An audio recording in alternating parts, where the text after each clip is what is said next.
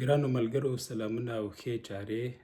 نن درته پر شم شو شي دې باندې ما په امکاني حال زمانه کې ځینې بېلګې او جملې راوړي دي.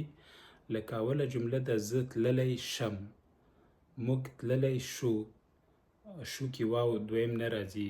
ته تللی شې، خان تللی شي، لیلا تللی شي. ته تللی شې که ښځه وي یا نر دواړو ته شی راځي، لاندې باندې یې غواړي.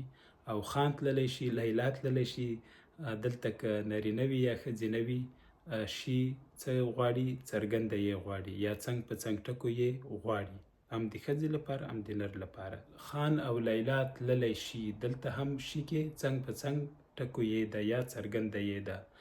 دوی تللی شي، یعنې د خان او لیلا په ځای دوی ویلی سي، ضمیر بیا هم شي راځي، څنګ په څنګ ټکو یې والا. هغوی تللی شي، هلته هم شي راځي.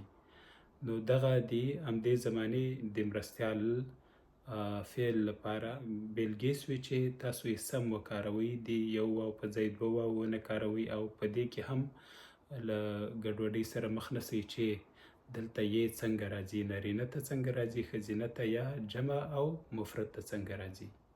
په بله ویډیو کې هم په ورته مسله خو په یوه بله زمانه کې خبرې کوو.